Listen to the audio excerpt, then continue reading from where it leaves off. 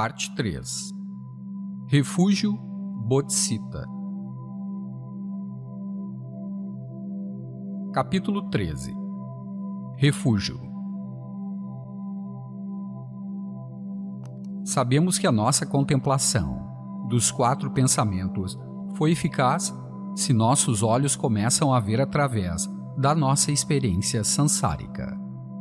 Se começamos a compreender que ela é desprovida de essência, que nada dentro dela é confiável ou imutável. Com o que, então, podemos contar? Onde vamos encontrar um coração verdadeiro, uma essência verdadeira? Somente no Dharma sagrado, no caminho espiritual, vamos descobrir algo que tenha valor absoluto. Os 4 pensamentos se enquadram na categoria de ensinamentos introdutórios chamados preliminares ordinárias, comuns a todas as tradições budistas. Embora constituam uma base fundamental para a prática do Dharma, não representam um passo formal no caminho budista. Para irmos adiante, precisamos assumir um compromisso que toma corpo no voto de refúgio. Essa é a primeira porta de acesso à prática budista. A palavra refúgio denota um lugar de segurança ou proteção. Em essência, o voto de refúgio implica assumirmos o compromisso de nos direcionarmos sempre de modo a não causarmos mal aos outros. Não é que ao tomarmos refúgio, o Buda ou algum outro ser iluminado estenda uma varinha mágica e, de repente, somos transportados para além da dor e da insatisfação. Antes, nós asseguramos nossa própria proteção ao lidarmos com a raiz do sofrimento, que reside em nossos próprios pensamentos e ações nocivos. Se os reduzirmos através do uso disciplinado do corpo, fala e mente, evitamos suas consequências kármicas negativas e, assim, eliminamos as causas do sofrimento. A motivação para se tomar refúgio nas tradições Mahayana e Vajra é uma compaixão altruísta pelos incontáveis seres que sofrem dentro da existência cíclica e um desejo sincero de ganhar liberação para poder livrá-los. O voto de refúgio dura não somente por esta vida, mas até que alcancemos a iluminação, por mais distante no futuro que isso possa ser. Nós tomamos refúgio nas 3 joias: o Buda, o Dharma e o Sangha. O Buda é semelhante a alguém que andou por uma certa estrada, e pelo fato de ter alcançado o destino final, conhece o percurso e é capaz de nos mostrar o caminho. A estrada em si é o Dharma, e aqueles com quem viajamos, aqueles que nos oferecem apoio e em quem confiamos, formam o Sangha. Ao tomar refúgio, seguimos os passos daqueles que nos precederam no caminho da iluminação. A tomada de refúgio requer de nós uma apreciação das qualidades das 3 joias, começando pelas qualidades infalíveis e iluminadas do Buda. Muitos grandes santos e mestres fundaram caminhos espirituais em diferentes partes do mundo, mas eles não possuíam os atributos do Buda Sakyamuni. Tendo purificado por completo as emoções aflitivas, o karma, o hábito e os obscurecimentos intelectuais, o Buda exibiu as 32 marcas maiores e as 80 menores do corpo iluminado, as 60 qualidades da fala iluminada e as 2 qualidades oniscientes da mente iluminada. Suas 112 marcas da perfeição física, por exemplo, um brilho aparente a todos e o fato de seus pés não tocarem o chão, eram uma manifestação direta e incontroversa da perfeita realização. Aqueles que tinham contato com o Buda ficavam assombrados com sua presença. Sabiam ter encontrado um ser extraordinário.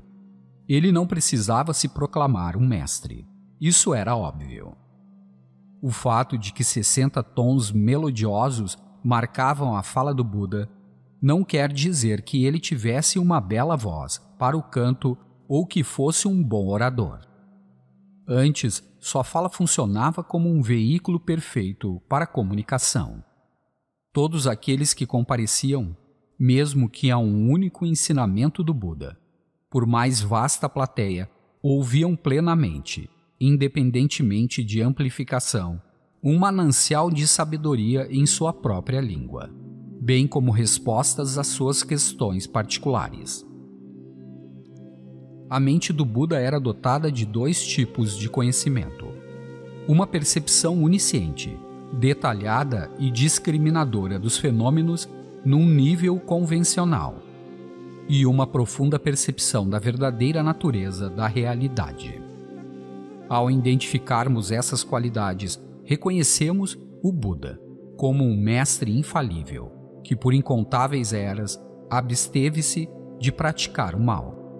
Procurar beneficiar os seres, purificou o karma, acumulou méritos e sabedoria, e assim ganhou o fruto da iluminação. O Buda, tal como um diamante bruto, passou pelo processo de ser lapidado e polido, transformando-se numa gema cintilante e perfeitamente acabada. Todos nós, embora tenhamos o mesmo potencial para nos transformarmos numa gema assim, ainda somos como que diamantes brutos, cujas qualidades perfeitas se encontram obscurecidas. Ao tomar refúgio, nós nos pautamos pelo exemplo do Buda, porque tendo percorrido o caminho, ele nos mostrou o trajeto a ser feito. Se tivéssemos que atravessar um mangue ou um pântano infestado de perigos, alguém que já tivesse feito essa jornada, que soubesse exatamente o que evitar, que estivesse seguro de cada passo a ser dado e que pudesse nos conduzir sem erro, seria um guia extremamente valioso. O Buda é um guia assim. Ele nos mostrou o que abandonar e o que abraçar, apontando a direção a ser tomada e demonstrando cada passo do caminho da iluminação. Em segundo lugar, tomamos refúgio no Dharma sagrado, os ensinamentos do Buda e os métodos que ele empregou para alcançar a iluminação. Uma grande multiplicidade de meios completos e isentos de erro, que constituem o legado por ele deixado. Aí tudo é claramente discriminado: o fundamento, o caminho e o fruto da prática, como começar, como superar obstáculos, como fortalecer as qualidades positivas que começam a brotar. Esses métodos, ou yanas, veículos, são geralmente divididos em 9 categorias que compõem 3 abordagens básicas: o caminho Hinayana, da salvação pessoal; o caminho Mahayana, daqueles que buscam liberação em prol de todos os seres; e os ensinamentos Vajra, que se inserem dentro do Mahayana, geralmente denominados o caminho curto. Em terceiro lugar, tomamos refúgio na Sangha, os muitos praticantes que puseram em prática os métodos do Buda e mantiveram seu legado em uma linhagem verbal ininterrupta, perpetuando um registro histórico de escrituras que encerram os ensinamentos, bem como em uma linhagem mente a mente, uma tradição vibrante de experiências pessoais que revelam a verdade desses ensinamentos. Visto que cada geração que se seguiu ao Buda produziu pessoas que se dedicaram a compreender e consumar os ensinamentos, o Dharma não se tornou árido nem intelectual, mas conservou seu frescor e vida. A Sangha é como um mala ou rosário vivo, uma fieira de praticantes conectados uns aos outros por sua prática através dos séculos, exemplificando os ensinamentos e mantendo uma tradição que é vital e acessível a nós hoje, e que continuará a sê-lo às gerações que estão por vir. As 3 joias, portanto, são uma fonte confiável de refúgio para nosso sofrimento, ignorância e confusão. Essa segurança não pode ser oferecida por uma coisa ou pessoa, ainda que presa dentro da existência condicionada, por mais famosa, bela, poderosa, rica ou influente que seja. A palavra refúgio, como muitos outros termos do Dharma, possui 3 aspectos. Até agora discorremos sobre o seu significado externo. Ela também traz significados internos e secreto, que vamos mencionar aqui e expor em maior detalhe mais adiante. Na tradição Vajra, as fontes internas de refúgio são as 3 raízes: o Lama, o Iridan e a Dakini. Disse delas que são a fonte das bênçãos, da realização espiritual e da atividade iluminada, respectivamente. O Lama, ou mestre espiritual, é a raiz das bênçãos, no sentido de que ele transmite o conhecimento, os métodos e a sabedoria que nos capacitam a alcançar a liberação. O Iridan, ou deidade meditativa eleita, é a raiz da realização, no sentido de que por meio de nossa prática somos capazes de compreender a natureza da mente. Através do método da deidade meditativa, somos capazes de compreender e consumar a Dakini, o princípio feminino da sabedoria que propicia a atividade iluminada. O objeto secreto de refúgio nada mais é do que a verdadeira natureza da mente, a essência de todo ser, quer humano, animal, fantasma faminto ou Deus. A natureza búdica em sua perfeição. Essa natureza possui 2 facetas. A primeira, Dharmakaya, a natureza absoluta da mente que está além dos conceitos ordinários, pode ser comparada ao Sol. A segunda, Rupakaya, ou Kaya, da forma, pode ser comparada à irradiação brilhante do Sol, que ocorre naturalmente e sem esforço. Essa irradiação, que se manifesta para benefício dos outros, possui 2 aspectos: o Sambhogakaya, a manifestação de forma pura, perceptível aos grandes praticantes, e a manifestação Nirmanakaya, que aparece para benefício daqueles que são incapazes de perceber a expressão do Sambhogakaya. No budismo Vajra, ao recorrermos a objetos de refúgio externo, interno e secreto, purificamos karma nos níveis externo, interno e secreto, simultaneamente. É como se, em vez de cortar com uma lâmina, cortássemos com 3. Nossa experiência no contínuo infindável do sofrimento sansárico pode ser comparada à de uma mosca presa numa garrafa de leite tampada. Ao tentar escapar, ela pode voar para cima e para baixo, para todos os lados, mas não consegue encontrar uma saída. Tomar refúgio com a meta de alcançar a iluminação para beneficiar todos os seres é como remover a tampa da garrafa. Pode ser que a mosca não encontre a abertura de imediato, mas, mais cedo ou mais tarde, ela encontrará e ganhará liberdade. Quando assumirmos o compromisso de refúgio, podemos ter certeza de que o sofrimento sansárico deixará de ser infinito para nós. Porém, embora tenhamos tomado refúgio, não podemos simplesmente ficar sentados esperando que as 3 joias venham nos abençoar. Se não fizermos um trabalho para nos amadurecer, não estaremos receptivos às suas bênçãos. Tomar refúgio implica fazer um compromisso pessoal. Não é uma coisa informal, a ser tratada de modo ligeiro. Não é uma coisa sobre a qual mudamos de opinião no meio do caminho. Nós somos em grande parte criaturas indecisas. Estamos sempre falando mais que a boca, pensando que talvez isso vá funcionar, talvez aquilo, talvez vamos viver aqui, talvez ali, nunca firmando um compromisso e nunca de fato chegando a lugar algum. Imagine que quiséssemos alcançar o topo de uma montanha e houvesse diversas trilhas para nos levar até lá. Se dessemos alguns passos para uma trilha e então pensássemos que talvez a próxima fosse melhor e seguíssemos uns poucos passos por ela, e então disséssemos que uma terceira trilha nos levaria mais rápido, continuando indefinidamente dessa maneira, não chegaríamos nunca ao topo. Ficaríamos apenas dando voltas. Quando tomamos refúgio, tomamos uma decisão sobre qual caminho é certo para nós e assumimos o compromisso de seguir por esse caminho. A ideia de firmar um compromisso, assim, às vezes deixa as pessoas apreensivas.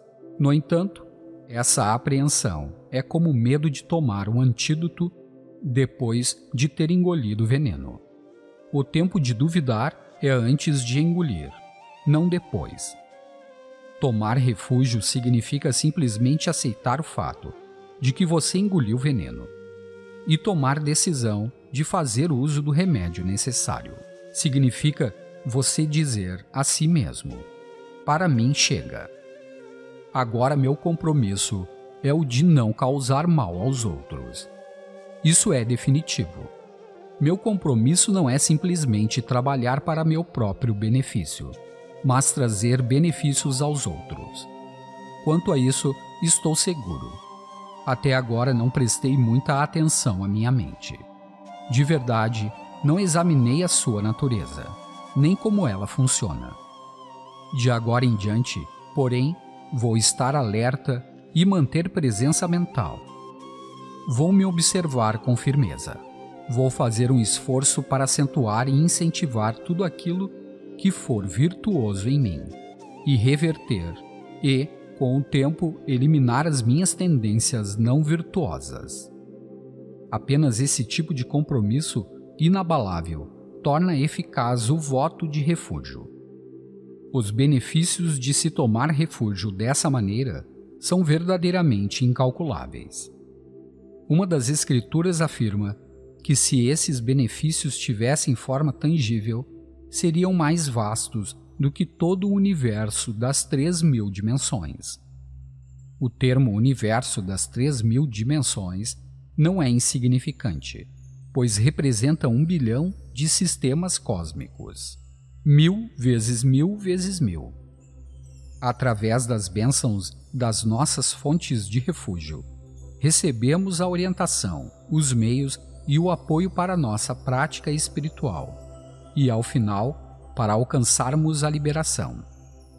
Quando os nossos esforços vão ao encontro dessas bênçãos, podemos despertar para nossa consciência intrínseca, a verdadeira natureza da nossa mente. E é isso que, no sentido mais profundo, significa tomar refúgio.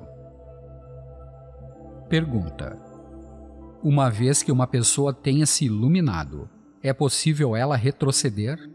Há estágios de iluminação ou de experiências de iluminação? Resposta: não há, na verdade, algo que seja uma experiência de iluminação. Já ouvi muitas pessoas fazerem referências a essa ideia, mas elas, na realidade, não compreendem o significado da liberação. Para alcançarmos a iluminação, precisamos purificar os 4 obscurecimentos: os venenos da mente, o obscurecimento intelectual, o karma e o hábito, e criar condições favoráveis por meio do acúmulo de mérito. As pessoas que conseguem isso manifestam qualidades inconfundíveis e criam 2 tipos de benefício. O primeiro, benefício para si mesmas, a remoção de todos os obscurecimentos e o reconhecimento de sua própria natureza intrínseca. É a realização do Dharmakaya. A realização da nossa natureza búdica nos liberta da ignorância. E quando ficamos livres da ignorância, isso nos livra das consequências da ignorância. O segundo, benefício para os outros, é a realização dos 2 kayas, da forma, que são como o calor e a luz que emanam naturalmente do sol do Dharmakaya. Certa vez uma mulher se dirigiu a uma mesa redonda, da qual eu participava, e disse que 3 anos antes havia sofrido um acidente de carro. Ela sentiu naquela ocasião que havia se iluminado e perguntava se achávamos que isso fosse possível. Cada integrante da mesa passou a palavra para o seguinte, até que por fim indaguei a ela: "Você tem raiva?" "Sim", ela respondeu. "Você tem desejo?" Novamente ela disse sim. Então eu lhe disse: "Você não tem a iluminação." Ao longo de práticas de meditação, uma pessoa pode ter experiências de suprema felicidade, clareza e ou estabilidade. E às vezes essas experiências são interpretadas como iluminação, mas não são. As qualidades da iluminação são verdadeiramente originais e inconfundíveis.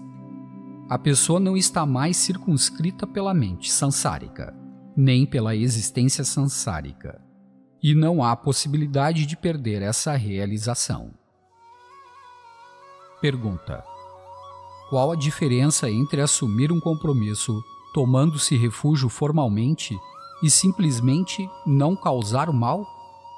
Por que o compromisso formal é importante?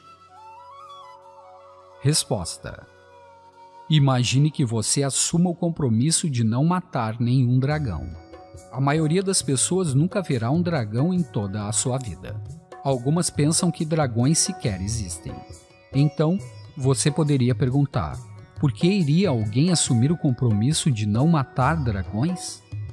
Se você nunca matar um dragão, não estará criando não virtude alguma, mas, ao mesmo tempo, não estará criando virtude alguma.